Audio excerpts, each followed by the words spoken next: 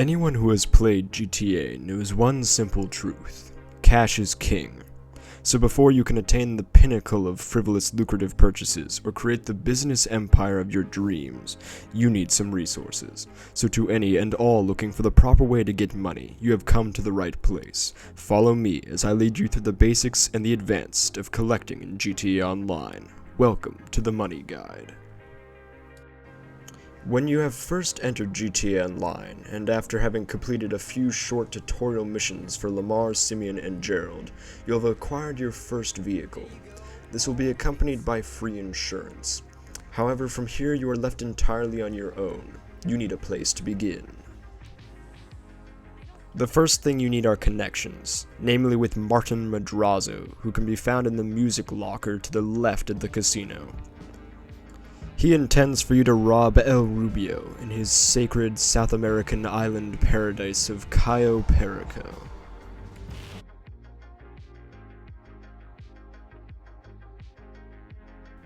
Affording it will be a challenge, but thankfully for you this guide will walk through it step by step. Your first visit should be to the Diamond Casino.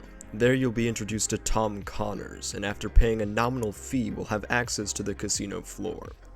This leads you to the first stage, spinning the wheel and acquiring your daily allotment of chips.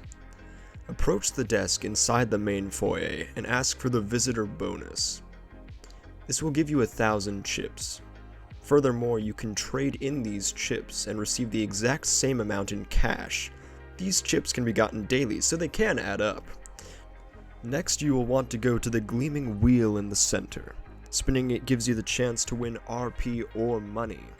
Additional rewards include clothing, a mystery reward, or, as I won here, the podium vehicle. I would highly recommend taking advantage of both of these as frequently as you can. There are a total of 3 treasure hunts, each giving you about 250,000 on completion. The first of these treasure hunts will give you one of 20 marked locations, all listed online. The first clue you find refers to the item you receive at the end of the treasure hunt. Additionally, finding the first clue reveals 3 marked locations on your map. These are always in the same locations, and can be found in any order. The first shown here is in Tongva Valley, in a small cave along a hill next to a river. Inside of the cave is a bloodied corpse. The next is found in a small inlet along the coast of Sandy Shores. This small house has a bloody shovel inside of it.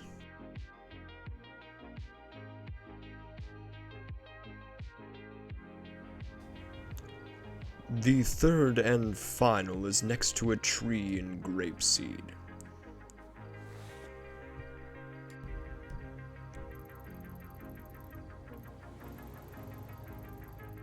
Your reward for finding all of these clues and proceeding to one last location is the double action revolver. The next hunt is significantly shorter. You will be put in contact with Maud, who will send you out on 5 separate bounty hunting missions.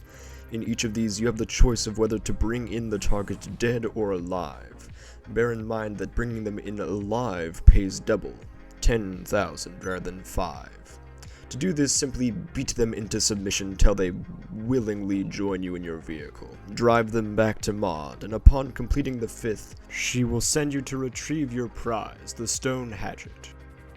Once you have both the double action revolver and the stone hatchet, you will recognize the fact that you haven't made your 500k yet. In order to do this, go to somewhere populated like Vespucci Beach. To make the money, you will need to perform 2 objectives, 1 per each weapon. For the double action revolver, you must attain 50 headshot kills on offending bystanders. This of course becomes easier over time, because as you assault the NPCs, police will come to detain you. Simply unload upon them as they arrive. A similar objective is required for the 250,000 from the hatchet. You must assault 25 total NPCs. This will pass by much quicker than the 50 headshots. However, your crimes will herald the call of sirens, and so you may need to jack a car and perform some daring escapes to avoid them. Now that you have enough money to spare, it's time to acquire some firepower. However, I would spend no more than 50k. My personal recommendation would be the Special Carbine and the Micro SMG. If you can, acquire an extended mag for both of these weapons. Now that you have some cash, have jacked a car and escaped the police, you have what it takes to do Simian Repo missions. These are significantly easier than most, so have no fear of putting it to hard mode, as the extra RP and cash will both be essential to your future goals. These missions tend to be straightforward and give you directions across the bottom of your screen. Use those directions, your personal vehicle, and any weapons at your disposal to complete them as efficiently as you can. As you play each of these missions, which I would recommend even if not for money, you will learn certain tricks and tools of the trade. For instance, in this mission, going in on foot is dangerous. Rather, acquire a vehicle and charge in this way, giving you more cover.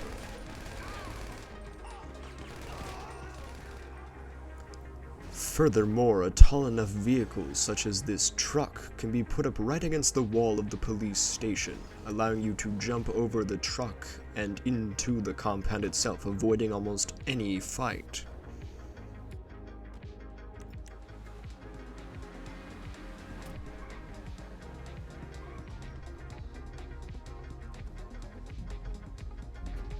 With these missions, every time you complete one on hard mode, you make nearly 20,000 each time. Additionally, the RP might just level you up to the next stage. Given the pre-existing proficient weaponry you have, you only need to make 50,000 to begin the next money-making method. Your next step is VIP work. This can be done by registering yourself as a VIP via the interaction menu. This can be accessed by pressing M on keyboard. When you register, you will become a VIP, and then hitting the interaction menu again, you can access the category of VIP work. There are several listed, but the most important to you are Headhunter and Sightseer. Given your current skill with weaponry and the fact that you do not have access to advanced arms, I would recommend Sightseer, as it is far simpler and far faster. It requires you to perform a series of simple hacks, and then upon completing them, it will lead you to several individual different locations, a total of 3.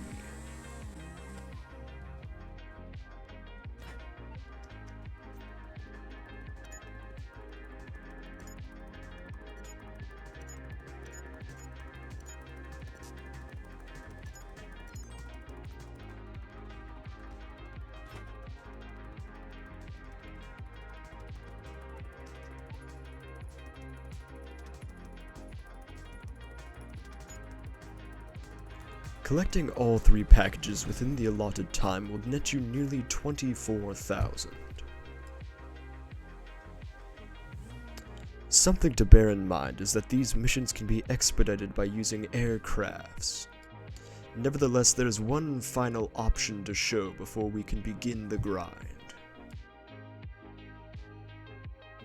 Every week, Rockstar puts out a newswire, which shows discounts, sales, free items, etc. These special promotions can also include 2 times or even 3 times money and RP missions. I would recommend these for 2 reasons. They can be very fun and very profitable. All of these can be found under Jobs, Played Job, and Rockstar Created. And then scrolling through the list, you can see any and all of them. Survivals are currently one of the bonus missions. My personal recommendation from among them is the Sandy Shores Survival. For those intending to skip ahead in steps, Please know that you have to be rank 15 to start this mission.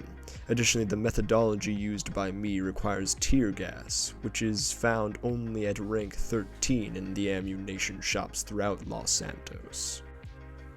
In the survival game mode, you are tasked with surviving 10 waves of enemies of ever-escalating difficulty, and by difficulty I mean health and damage output.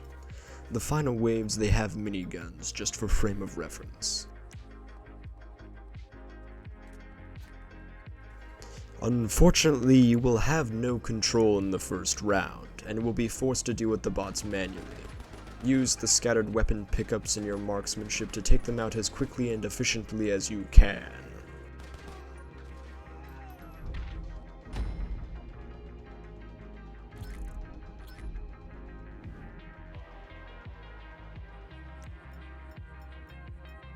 With each wave completed, you can put my scheme into action. Using the tear gas, place it in these 2 locations in the neighborhood. The way this method works is by controlling NPC spawns. Rockstar likes to put them behind you. So long as you make it to this garage and look at this wall, they should spawn behind that fence and in the tear gas. So long as you get there earlier than I did. After surviving the second wave, you can see a much more successful attempt, where I place the tear gas in the proper space and make it back to the garage within the 16 or 17 seconds Rockstar allows. Taking a closer look at the bottom left, you can see them spawn and then vanish. Of course, some of them make it through, but this method is nearly 100% effective, and any that break through will still struggle to hit you in your garage. This can be further increased by crouching behind the trash can, effectively making you immortal, since none of them seem to wander in.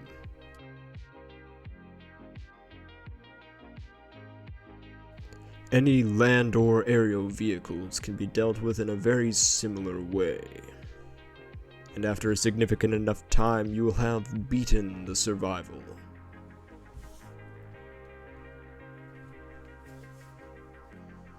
This will net you a clean 60k, at least during the 2 times money and RP event. Repeat any and all of these methods until you have the money necessary to purchase the Kasatka. I highly recommend that you go through the first heist on your own, and scope out every possible location on the island as you do so. These locations can be found easily online. I recommend this both because it will help you enjoy the update as well as familiarize you with the island. However, once that is done, you can follow this exact route I'm showing here. For every heist after the first, your cover will be as a smuggler rather than as a music director. Using the first bike you find, you can drive through the chain link fence and any guards, so long as none of them see you. Unlike in the first heist, where you are led by Pavel around the entire compound and island, this time you can head directly to the signal tower, as you should. Once there, find the signal box and do the hack, as you did previously. One thing to note, finding secondary targets is a waste of time. You can if you choose to, but they will be there regardless of whether you scope them out. What that means is it's simply easier and more economic for you to simply get them during the heist itself. Scan through the footage until you find the primary target. In my case, it was the tequila. As another point of contention, being spotted by the guards is bad before this point. However, once you have scoped out everything you need to, being spotted actually saves you time, as it will take you directly back to the plane which leads you to Los Santos.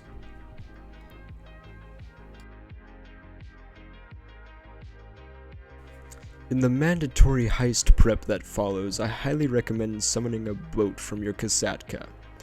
This can be done via the interaction menu and will help expedite the setups. In total, there are 5 that you must do, one of which is different depending on the final target. You may get either the plasma cutter or the code. You may do these missions in any order, so long as you do the submarine prep last. All of these missions follow a similar path. Go to a location, fight or sneak through, acquire an item, and return to the sub. They will be quicker each time you do them, and as you get better weapons and vehicles over time, this will continue to be expedited. As a point, the stone hatchet's ability is incredibly useful for many of these missions. Furthermore, do not tackle the submarine prep on foot. You specifically leave it till last so that you can make use of the Kasatka's fast travel network. This will make it go far, far quicker and save you a lot of hassle and a big fight. Move towards the indicated point and using the periscope fire at the helicopter and boats. This will allow you to approach the enemy sub completely unimpeded. Nothing on the sonar, which is just what we want, of course. The deflector will be a small box with switches and antenna and so on. You heard Pavel. Fight through the submarine and reclaim the sonar jamming device.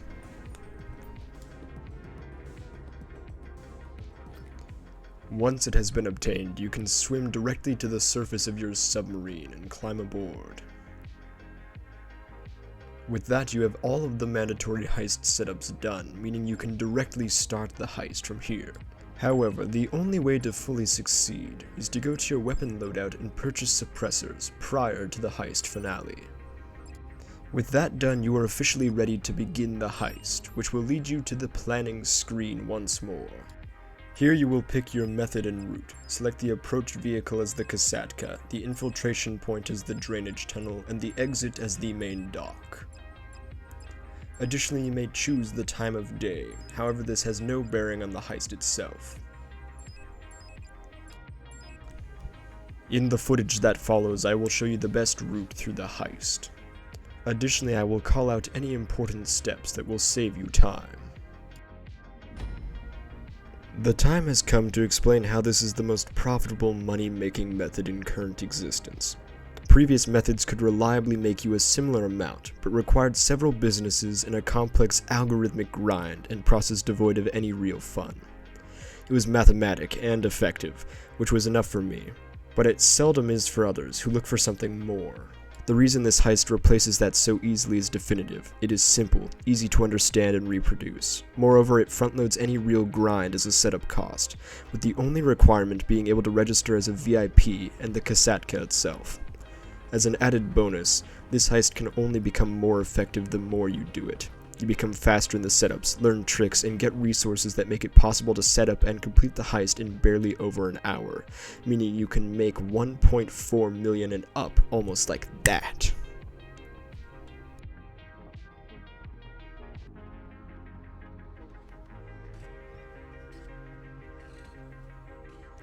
Now that you have escaped the tunnel, kill the guards in this sequence. First, the man on the balcony, followed soon by his friend by the fence.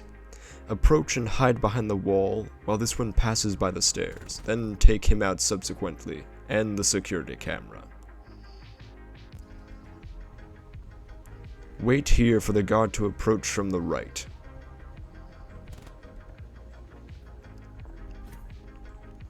Continue onward up the staircase and then wait once more again at this wall here. You have successfully made it to the compound, well done.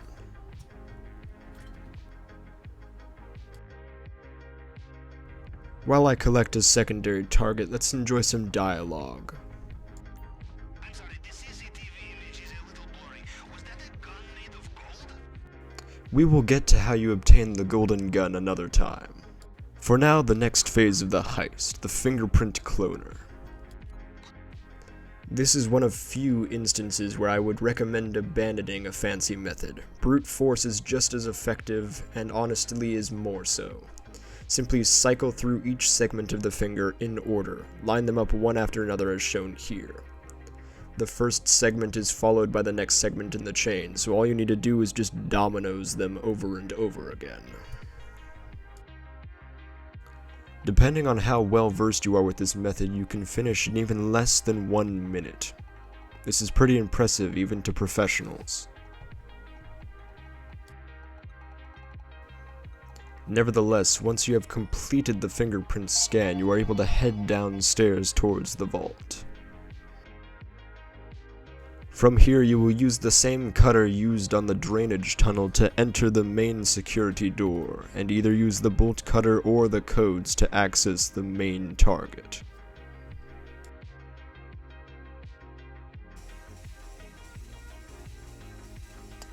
Once you have obtained the primary target, do not go to the left. Instead, head straight back through the elevator you came down in.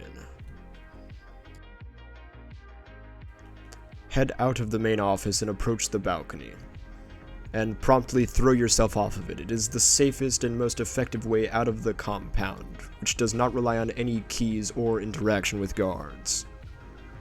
In fact, the exit is right in front of you once you land. Take out the 2 remaining guards and select this final exit point as your chosen escape route. For anyone getting dizzy at how fast these scenes are moving, some of them are incredibly slow. Cutscenes in the plasma cutter especially take much longer. Nevertheless, assassinate the 3 guards outside and take out the security camera securing your exit on the bike. At this point, you are almost entirely home free. Turn to the right and proceed down the slope of the mountain through the jungle. It is nearly a straight shot until you turn left here. Once you've made it down the mountain, you're gonna want to run off towards the left. This small garage is where secondary targets normally are located, even if you haven't scouted them. You made it. Now, see if you can find the boat. Pavel tip number 1, which you shall choose to ignore.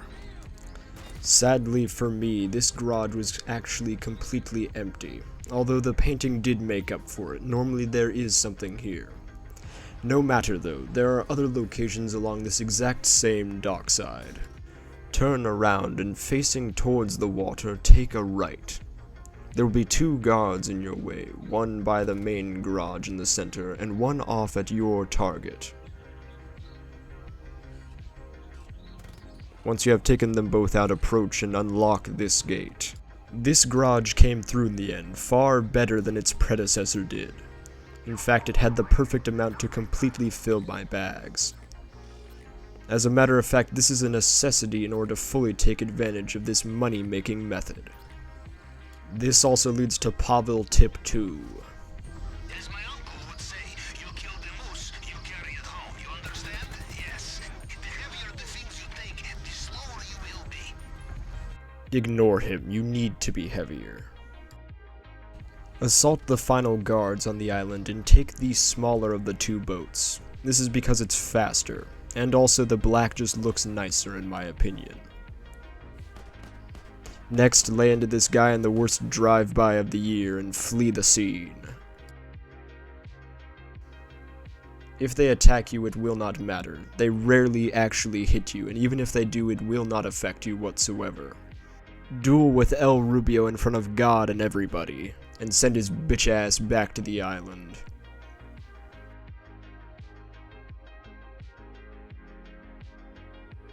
Just a fair warning, if this is the first heist you did, you will have a much longer end cutscene.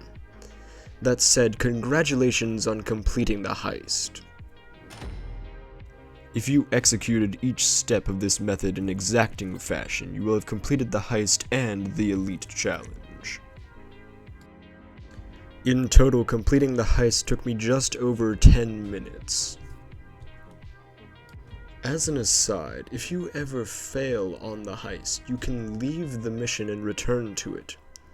It will take longer than restarting from the mission itself, but it will allow you to retry with the potential of getting the elite challenge once more. That may be worth it to you, as it is an extra 200k. Now your golden ticket is the golden parachute of El Rubio. That poor Colombian bastard is your lifeline. So long as he lives, you will continue to get ever more rich. From here, there's just one last thing to do. Make sure you start the heist every time right after completing it. This will begin it in hard mode, which will pay you extra but will not change this method whatsoever. Since you are not in direct conflict with the guards, their higher firepower and greater health is of no consequence. But what to do with your hard-earned and ill-gotten gains? My personal recommendation would be the Sparrow, under the renovations of the Kasatka. This helicopter can be summoned anywhere from the interaction menu. It is one of the fastest, and it will expedite the heist setups even further. Another option would be one of the many businesses that exist in GTA Online. However, to know which of these is best for you, look no further than the ensuing videos, the business guides. Until then, be economic, be wild.